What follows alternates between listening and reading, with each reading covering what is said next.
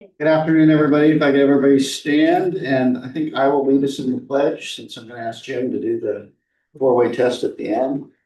I pledge allegiance to the flag of the United States of America and to the republic for which it stands, one nation, under God, indivisible, with liberty and justice for all.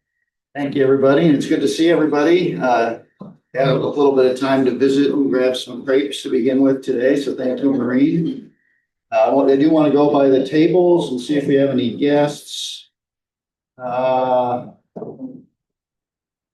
our back table, I don't know if I'd consider him a guest, but okay. I'm family. A visiting Rotarian, but he's a Rotarian here as well, forever. So other table, Tanya's got her mom. You want to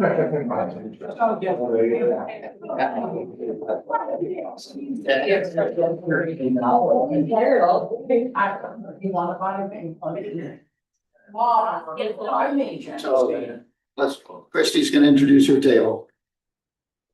Oh, maybe not working. I don't know. Here's Shauna, that's all, Maureen's host.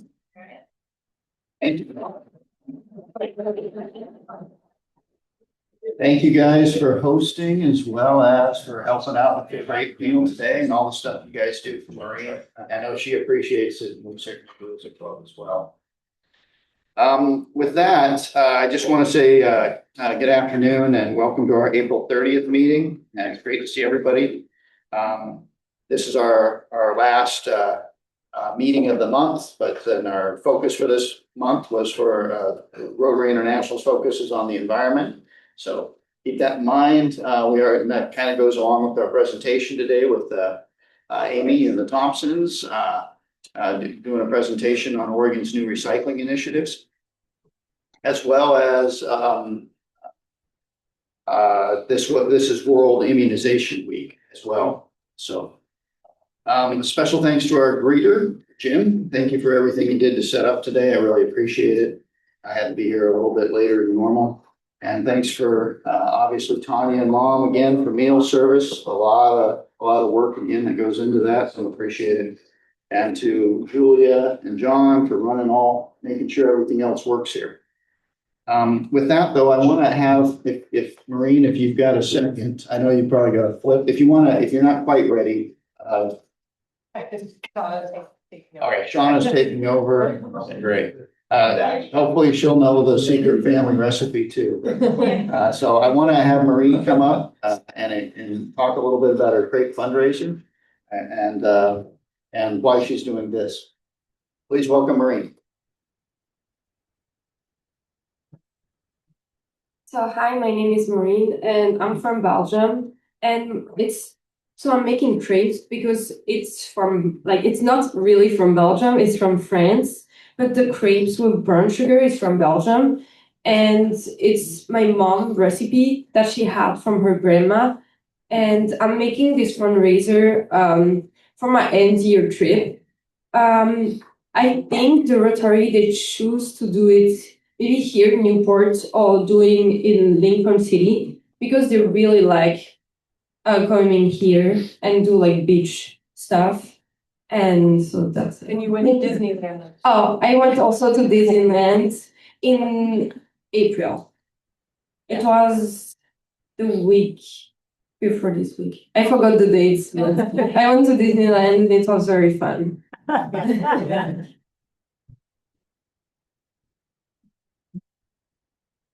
So you can order crepes anytime. We're not going to mind during this meeting if you get up. Aimee won't mind during your presentation. No, totally fine. Grab crepes when you want. I've got containers if you want to take some home.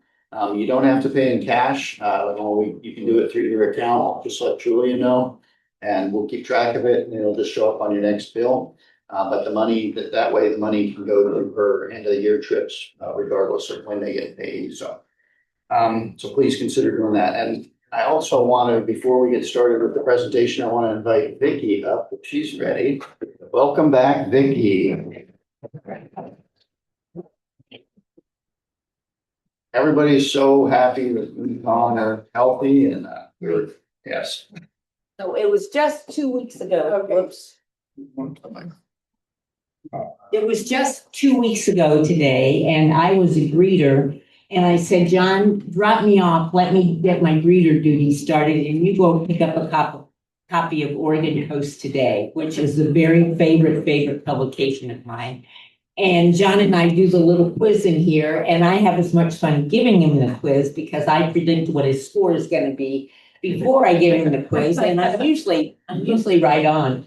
So anyway, John went and picked it up. We left here, headed to Costco to pick up John's prescription, and that's when it all happened. So I called Gretchen, the editor, and wanted to share our story. And I just picked up a copy a few minutes ago, and this is what she says. Thankfully, 2 readers this week chose better means of showing us some love. First, I received a call from Vicki Bach, who, along with her husband, John Daigle, thankfully survived a head-on collision which claimed the life of the other driver. Vicki said part of the reason she escaped serious injury was that she was completely relaxed, reading Oregon Coast Today aloud to help entertain John when the crash occurred.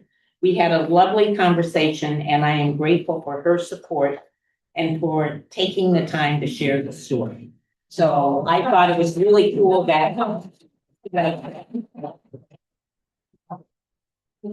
weeks ago I picked it up, and little did I know the story that was going to be after that, or would I have wanted to know. John is progressing. He's actually walking with a cane, which is really good after using a walker. Serious pain, we're working on the pain, but I've learned how to massage his shoulders, and it really helps a lot. And I do that numerous times a day. So he's at Avamere, room 29, if anyone wants to go see him. And the prediction is discharge next Wednesday. Oh, good. Oh. Thanks. Thanks so much, Vicki. And if anybody didn't, Vicki showed me pictures of her little Toyota. So if anybody hasn't seen those, we have a lot to be thankful for. With that, at this time, I'd like to bring up Aimee Thompson for our presentation on Oregon's new recycling initiatives.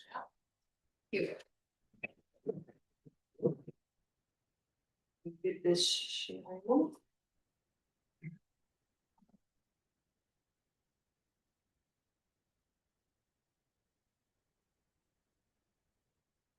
Okay.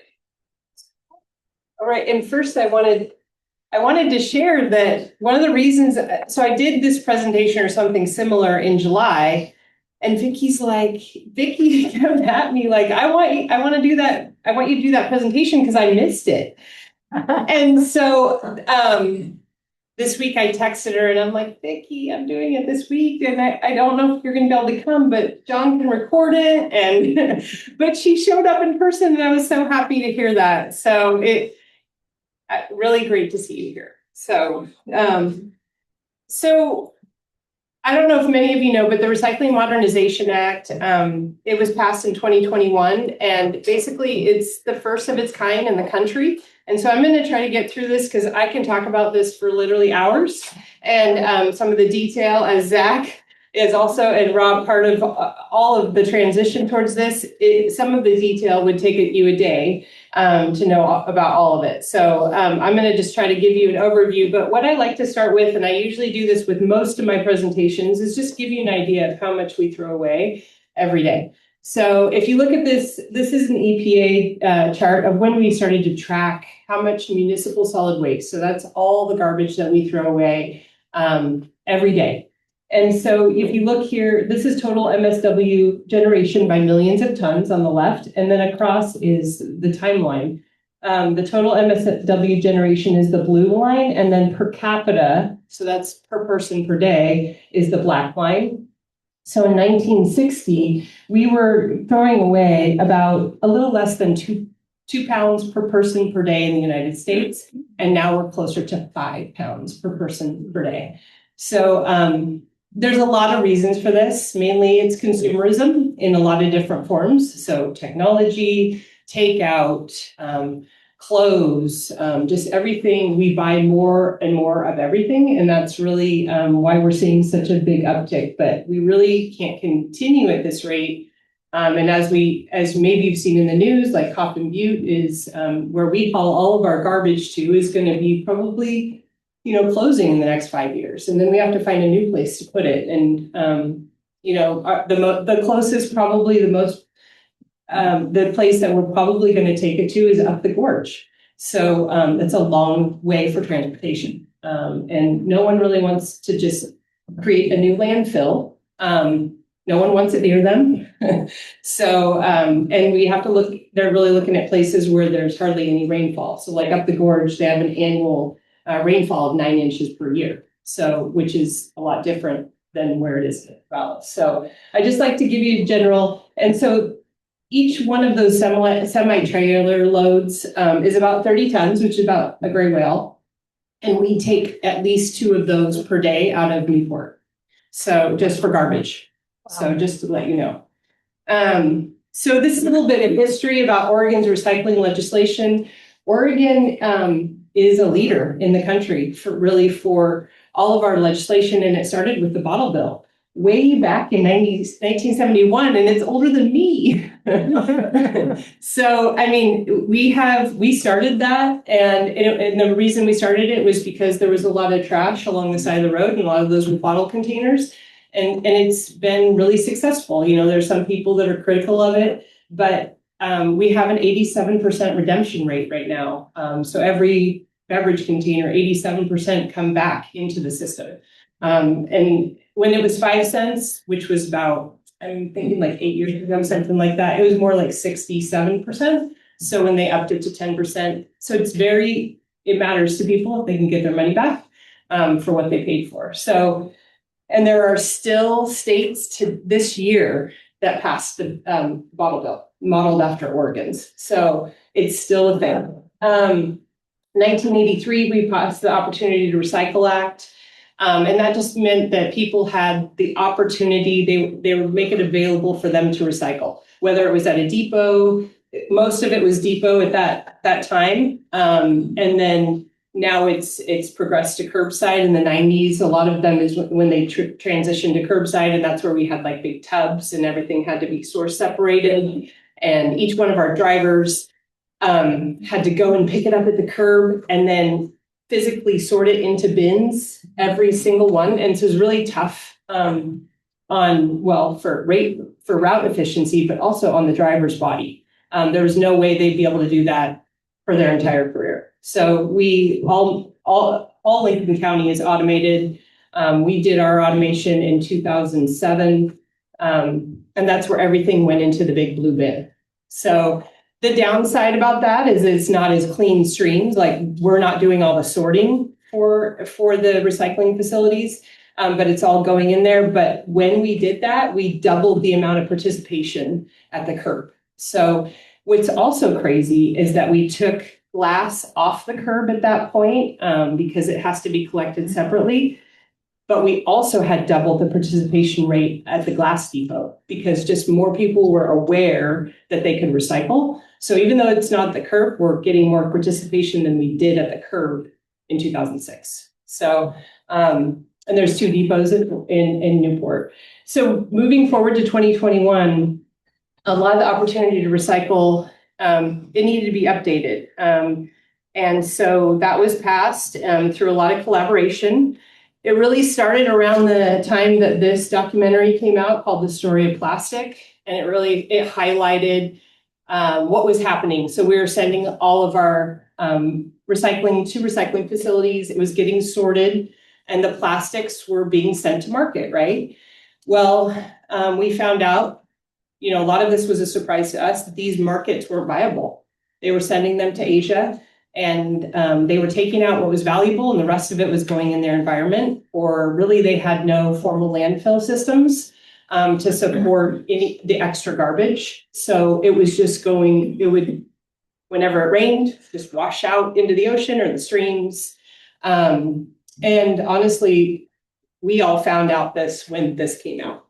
If you ever want to watch it, I would highly recommend it because it kind of tells how this all happened and why we have so much plastic, but do something really fun afterwards because it's kind of depressing about how we've created this plastic crisis.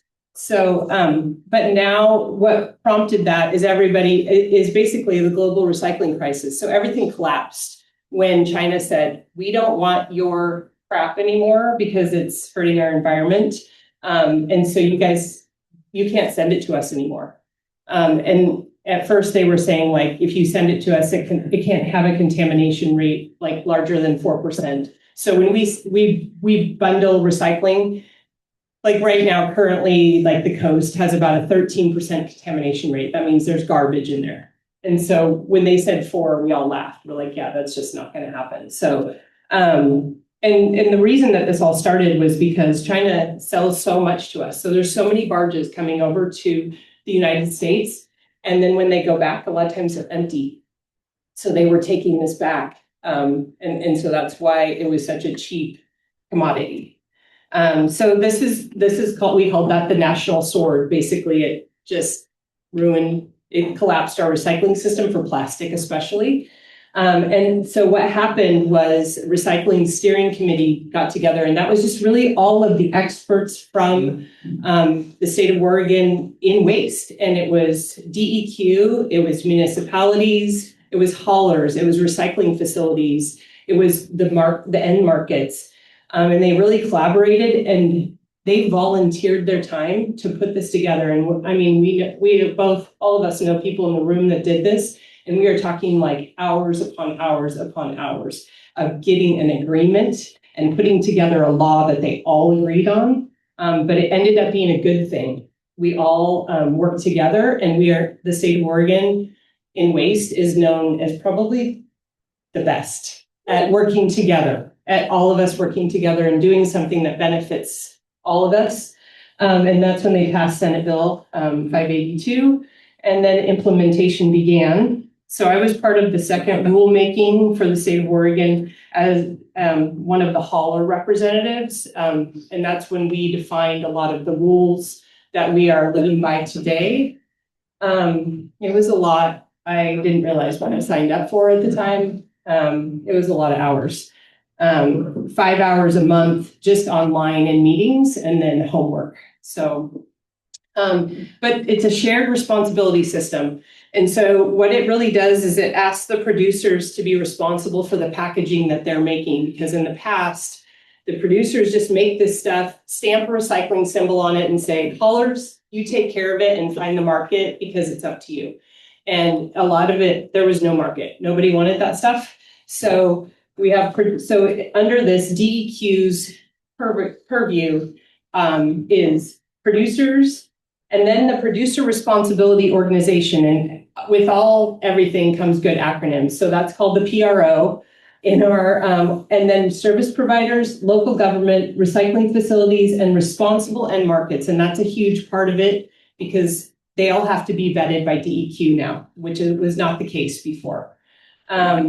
So producer responsibility organization, these producers are paying into that organization that then we possibly can get reimbursed as haulers. So because we're in a rural area, we have to haul more than 50 miles just to take it to a recycling facility. So now we are getting a small reimbursement for just providing that so that maybe we can have more equitable rates across the state. You know, if you're in Portland, you're hauling the truck directly to the recycling facility. And so here we have to reload it, put it on a semi and take it to Salem or Eugene or wherever, or Portland. So it's an effort to make it all equitable. They're also, I'll go through here. These are some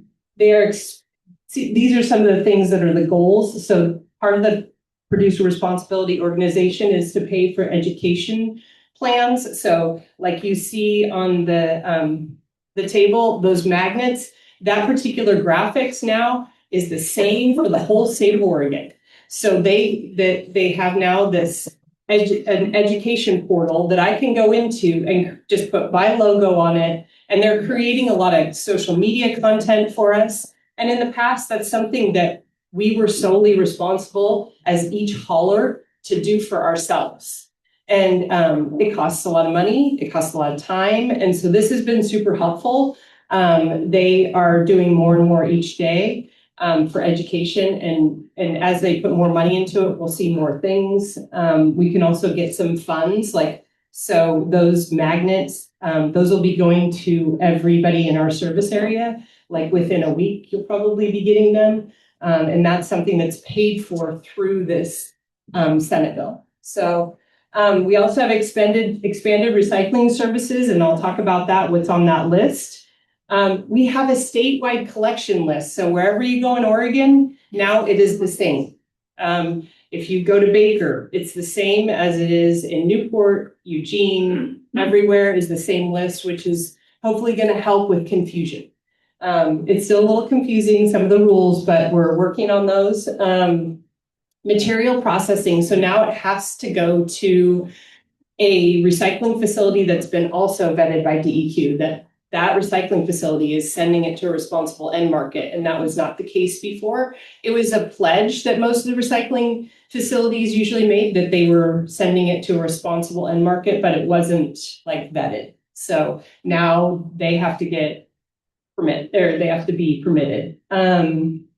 Another producer involvement, which is the packaging, but the middle one down here on the bottom is recycling improvement for multi-tenant properties. So this is going to be, I think, one of the biggest lifts of this whole bill, because for us, it's really hard to educate at the multi-tenant properties because we don't have direct contact with them. And it's where a big share of our contamination occurs. And so this is going to be like, so multi-tenant facilities will be required to have recycling, and we will be required to have some sort of contact with each person making recycling or trash. So we're hoping for a lot of guidance on this and strategy, because it's really difficult to get in front of them, and they change. A lot of the tenants change all the time. Property managers, our experience at some of these complexes is that property managers change every 6 months. So it's going to be, and hopefully we're going to get some funding for and some strategy for that, because I've attended so many sessions about how to get in front of multi-tenant, people who live in multi-tenant facilities, and it's really hard. So. Producer responsibility organization funding. These are the specific things that they pay for with the funding. So recycling service expansion. So here in Lincoln County, we already do a great job. Like, we have all of the services, but like Pendleton didn't have curbside recycling. So they got trucks paid for, they got carts paid for. And so they're rolling out now a curbside system that we've already had for 20 years. So there's Roseburg, same way. So they didn't have curbside recycling as well. So that's part of the service expansion. There will be other things as well. Transportation. So I mentioned, like, we'll be getting reimbursed. We get reimbursed for hauling our recycling to over 50 miles. And then contamination reduction programming. So that is what is going to be paying for all, like, the magnets that you guys are going to see in your mailer. Coming to you in your mailbox is the contamination reduction programming money. We get $3 per capita for our service area. So when we decided to do that, we submitted the plan, they approved it, lots of contracts back and forth before we got our mailer approved. And I don't think we've got the funding back yet, but we paid for it already. So, but it's all a reimbursable kind of situation. We're also paying for part of our recycling attendant, because we now have a recycling center where we have a full-time recycling attendant, and some of that person's time is paid for that as well. Contamination evaluation is also the other part. Really, we had no idea what our contamination was to what we were sending to recycling facilities. They basically would just say, yeah, it looks pretty good. Your guys' stuff from the coast looks pretty good. But we had no percentages. So DEQ did a whole contamination evaluation 2 years ago, and we got the numbers last year. And that's when I mentioned, like, Oregon, they put us generally in Oregon coast. but we'll have ours individually coming up in the future. But generally in the Oregon coast, we're about 13%. We are better than Portland, just saying. And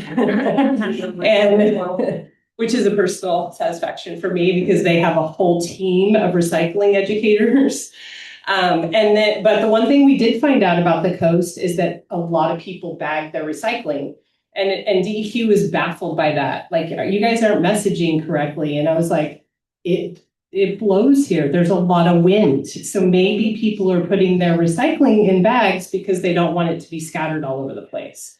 Oh, so we're all learning. Or birds. What's that? Birds, whatever. Like, we have a lot of things that they don't have in the valley. So that's one of the big messages we're trying to get out is don't bag your recycling. Yeah, and so in the future, we'll know what our contamination is because we are submitting samples, is it monthly, right? Yeah, and there's a specific way we have to do the samples. We have to have a video of us sampling out of the truck. We have to put it in a certain kind of pile and then take a sample from that. And we have to video everyone. So we also have to have recycled content in our collection containers. We already do that. Most collection containers, like your blue bins, are already made out of a high recycled content anyway. So I don't know of anyone that had to make that change in the state, but it was a part of the law. So if you look at the magnet in front of you, this is our new Oregon recycling list. So basically you'll see a huge addition to plastics, bottles and tubs, buckets and rigid plant pots. So tubs is new, buckets is new, rigid plant pots is new. And so you see some of the containers there. They tried to kind of get a good sampling of what would make people understand what is acceptable. Caps are okay if you can screw them on. If not, if it's a like cottage cheese tub or a sour cream tub, they have to come off and go in the garbage because through the recycling process, it goes through conveyor belts and they squeeze off and they pop off and they get into the equipment. Everything is very mechanical at the recycling facility. So maybe in the future when we have robots or AI, it will be different and they'll be able to sort differently. But right now, I mean, those are millions of dollar upgrades. Yeah. Is it the same for like laundry detergent caps, milk caps, all that goes in the trash? If you can screw it on, no. Okay. If you screw it on, it should stay through the process. It's just the ones that are more flexible that they pop off as they get squeezed. So that's the reason. And they can't be smaller, or they have to be bigger than 2 inches by 2 inches. So I know prescription bottles, like the ones that people get, a lot of them are out there and they are recyclable, but they just don't make it through the recycling facilities because they're too small to be sorted and they get stuck in the equipment as well. So that's why that is on there. In the future, I see them being a depot item, or if we get robotics, they'll probably be on the list because they are highly recyclable. For metal, the big changes really are things that came off the list. So when they did the contamination study, they found out the aluminum foil does not really make it to a recycling facility. So as it was going through, because it was lightweight, it was getting sorted into paper instead of metal. And so it's contaminating the paper piles. And it also, if it did happen to make it into the metal piles, it was being recycled with some of these other metal items that were too high of heat, and it just disappeared. It was going into these high heat situations and it just went, it evaporated. So it really wasn't getting recycled. So that's off the list. And so are aerosol cans, which we took because of the safety concerns. There's been explosions in trucks and things like that. And they are still evaluating how we even collect them because they are highly recyclable. So as we move forward, cardboard and cartons, pretty much all the same, except for now milk cartons and soup cartons can be recycled, and anything in cardboard that is from the refrigerated section, but not the frozen food section. Does anybody have an idea why not frozen? Yep, the coating. Yes, so for refrigerated, it's typically wax and they can extrude it from the cardboard. But in freezer, it's plastic and it's layered and it doesn't play well with the recycling process for cardboard. So that's a really fun message to try to communicate to everybody. But and pizza boxes we actually would rather have them go in cardboard than compost, as long as they're just not coated in food, because it's higher use for them to be recycled back into cardboard than to be put into compost. And then paper's the same, and it's just a good reminder that nothing metallic can go in there. And I know it's hard to find gift wrap that doesn't have metallic on it, or cards. So it's difficult finding cards that don't have some sort of metallic, but just that it can't be recycled. So, and then we have a lot of the no's here on the bottom. No batteries. Anybody want to give me an idea why we don't want batteries in any garbage or recycling? Chemicals and fires, yay. So we've had fires. I know Dahl has had fires. We had a semi truck burned to the ground because we think a lithium battery or a vape pen. So we have a recycling depot. I'll talk about that in a minute for batteries. No bag recyclables, no styrofoam, no plastic bags, and no glass in the recycling. Those are our biggest no-nos. Styrofoam is not recyclable currently, and plastic bags just gum up the whole system. Like sometimes they have to shut down a recycling facility and literally cut out the plastic bags from all of the conveyor belts and cogs. So it really messes things up. Part of this, though, is part of this whole bill is that we will have additional depot items that you can drop off. So right now, we have all these things right now at our depot, and so do all the Lincoln County haulers. Glass bottles and jars, bulky plastic containers. Coming in early 2027, but maybe earlier than that. We're hoping to get, maybe by this summer, we will have depots for, I just was told they took aerosol cans off the list because, actually this was 2 days ago, because they can't figure out a good way to transport them. So they are off, but aluminum foil. So we'll have a depot for aluminum foil at our recycling center. We'll also have 6-pack handles, so Pack Tech, because they're an Oregon company and they lobbied to be on this list. So any of your micro brews are usually Pack Tech. Shredded paper. So shredded paper cannot go in your bin on the curbside because it just explodes and goes everywhere and turns into mush. Basically, it mixes with water and none of it gets recycled. So we'll also be doing polyethylene film. So that's probably going to be the majority of what we see at the depots because everything comes in that, right? So when you get packaging, like we recently bought a mattress, totally encased in plastic, that would be something you could put, any of the padded envelopes, the plastic pillows that come with packaging, all that will be able to be dropped off. And then what is paused now is aerosol cans, pressurized containers, and styrofoam, because really their aerosol cans are too dangerous. Same with pressurized canisters. They're very recyclable, but if they're not empty all the way, they can explode. When we tried to decommission them, which we had a close call about 4 years ago. We used to take those and decommission them. We do not anymore because an employee almost got seriously injured. So, and then styrofoam. There used to be a styrofoam chemical recycling plant in Oregon and they shut down. It was not profitable, but it also posed health risks to the employees that work there. So if we could just get rid of styrofoam altogether, I think every person in the hauling industry would be happy about that because it just goes all over the place. So, Julia, can you put me down for $100 on crepes? Sure. Thank you. And Bye. interrupt a little bit more. A lot of people think the Dolls and Thompsons are competitors. Yeah. We are not No. at all.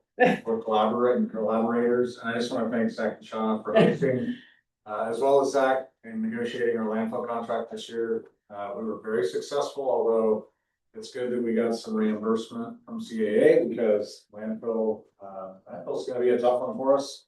And I don't think 5 years, but.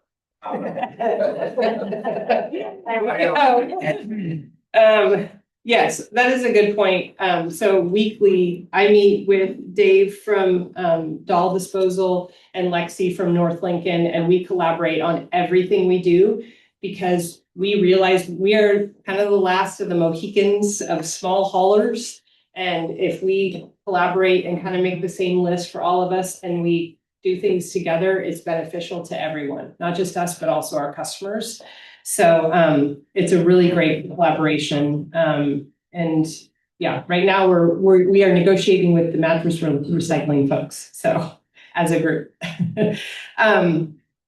here's our new recycling depot that we just opened and now it has an attendant. So if you haven't been out to our office, this is a huge improvement for us. Before it was literally a lean-to shed. And now we have a whole indoor space where we'll just be adding more things. And right now you can already recycle all these things at our depot. And this whole program here's another acronym for you. It's called EPR, which is Extended Producer Responsibility. That means whoever's producing these things, they are having a shared responsibility in where it ends up. And so some of these examples of other EPR programs are like paint. So if anybody notices when they buy paint, there's a fee that's tacked on, and that's for us to recycle it later. So all the paint that we collect gets recycled, and then you can buy it again. So like Habitat for Humanity sells all the recycled paint that we collect statewide, and it's much cheaper.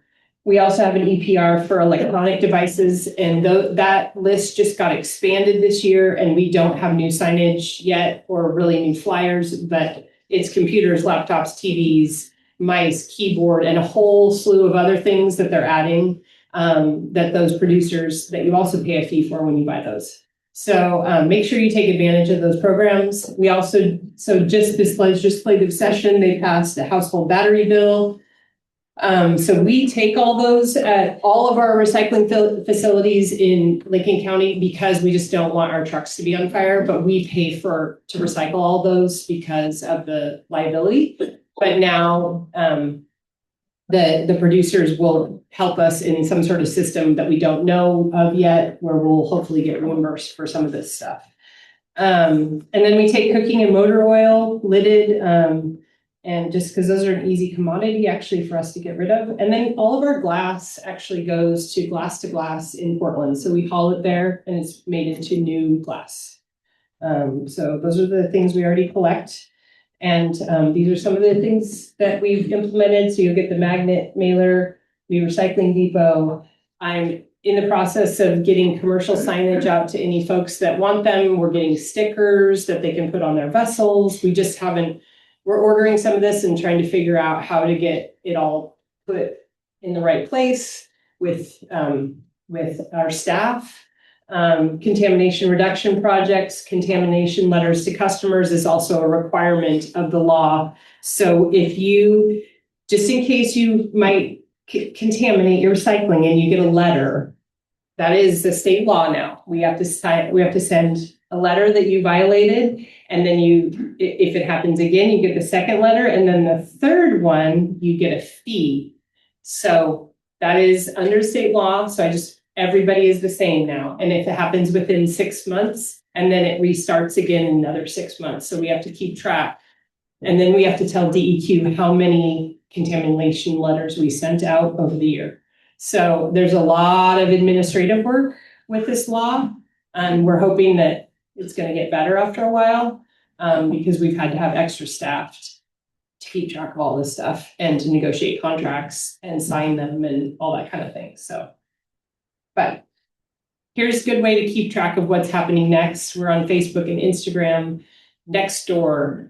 Also, I would follow, this is Recycle On, and they are the education group that is providing a lot of this content for us. And they have a lot of great videos about why we don't recycle some things or the whole process. And I try to share them on our story, but if you follow them, they have a lot of good stuff. And I also really like Story of Stuff. So that started out with a woman who was researching kind of with her son. He wanted to know where stuff went, and she was a teacher, and now it's they are the ones that produced that whole story of plastic.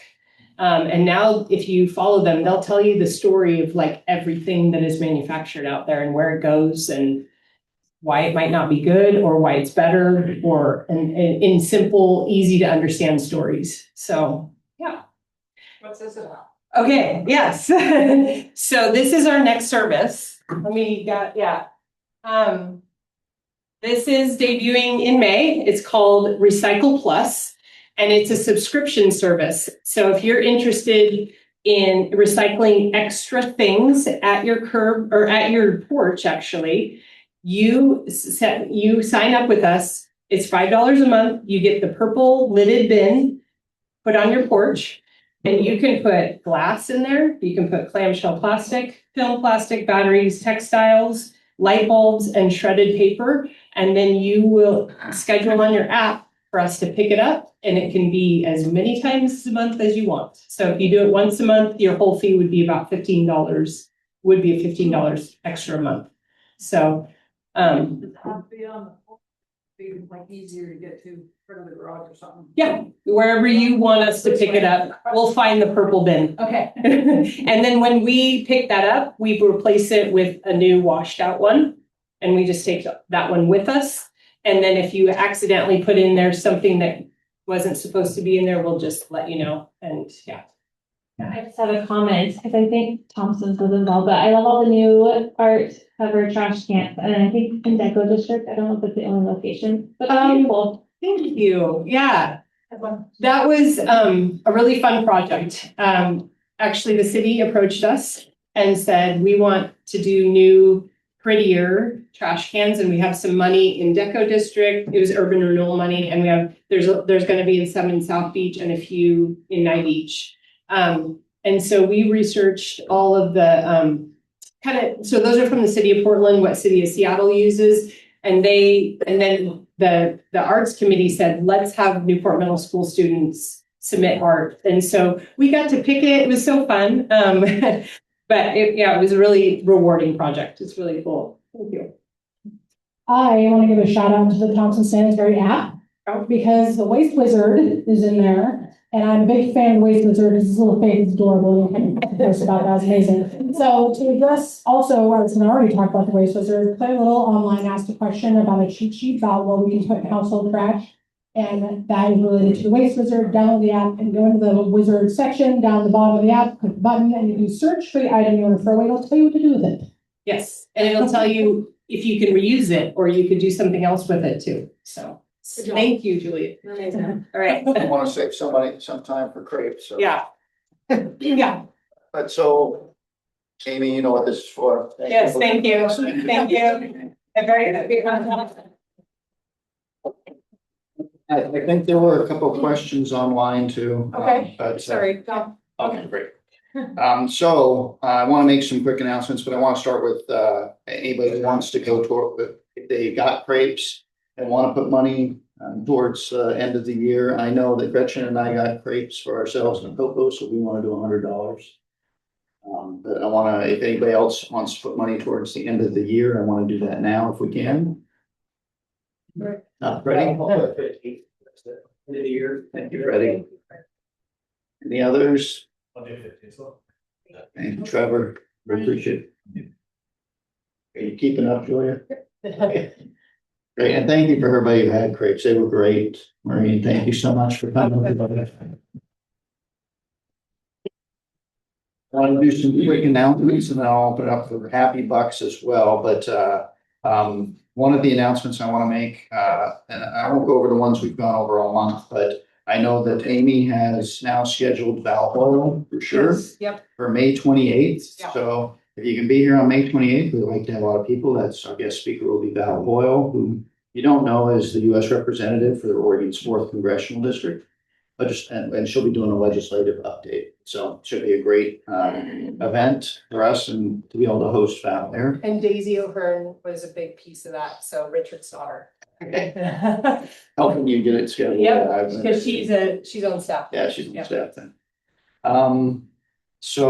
And everybody, tonight's, just a reminder, tonight's the Dia de los Libros, so if you're going there, I'll see you there tonight. The Mombetsu sister visit is May 14th, so we got a busy May. That'll be also the week in between Mombetsu coming here, and Val Hoyle will be our last students of the month for a while. Because school will be ending. So it'll be a busy, fun May, hopefully with good weather. Yeah. Great. Lola online would like me to announce to everyone the Interact Club is seeking soil and small pots for their last fundraiser, the donation garden. They prefer that you donate things that are hanging around rather than buying new, because they know that a lot of people have garden things in their garage that need a good home. So you can hit Lola up or bring it into a meeting and we can get it to her. Thank you, Lola. So any other announcements, Guy? Yeah, I want Aimee to know that in 1971, I graduated from the University of Oregon Art and Recreation. We learned all about the bottle. And a sidelight, there's also something called the Willamette Greenways Project, because the Willamette was really polluted. And we tried to get all the industry to quit dumping stuff in there. So now when you go to Eugene, Springfield, or Dallas, Salem, Portland, you have these cool little bikeways and this. So Oregon is ahead of a lot of things for a long time. Yeah. The other thing you might know is that we try and get microplastic off the beach. Now I'm looking for sponsors to help sponsor a day. And then sometime in July, we're gonna have a Rotary Club cleanup. So be looking for that. Thank you, Guy. So any other happy bucks or anything anybody wants to announce? Okay, so next week with Lola's announcement, I'm glad she made that because she is our presenter next week. So our next regular meeting is May 7th, and Lola will be doing a presentation on a plan to establish a diaper bank community service project. Our club will hopefully be a part of. We can get that rolling. So please try to be here next week. That'll be a good one to hear. And with that. Brian, we have a summary. Carl, I'm online, has your hand up? Noticed it. Do you have something for us? There she is.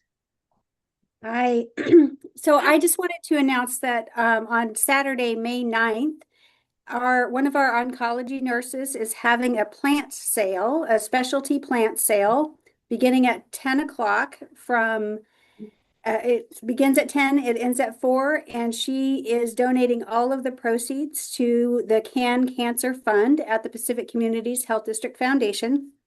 So that's the same fund that Thompson Sanitary Service established with us here, and it helps cancer patients just make life a little easier for them, for our most financially vulnerable patients.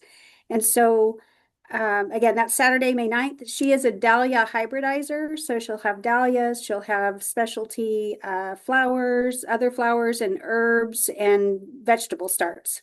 So hope you can join us at the Center for Health Education for that. That's at the Chase Center, if everybody knows who that is. Directly across the street from the hospital. Great, thank you, Barbara. Anything else? Okay, then so let's do social media and 50/50. I'm sorry. I have the mic. Yes. I'm doing first. So today our membership incentive winner will be $10 because Doug Hunters absent last week. Carla Clem was actually the winner today. So congratulations, Carla. Our social media winner is Marsha Buckley. And this week's 50/50 is worth $75 to the winner.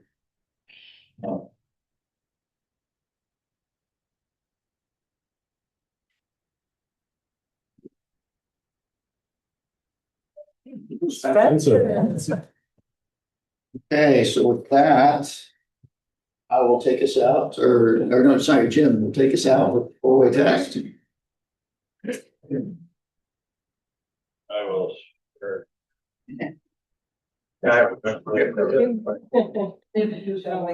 Okay, is it the truth What do we do? Sorry. I say first. Oh, first. Is it Sorry. Second. Is it fair to all concerned? Third. Will it build goodwill and better friendships? Fourth. Will it be beneficial to all concerned? Fifth. Is Is it fun? I will slow down. Thank you, Jim.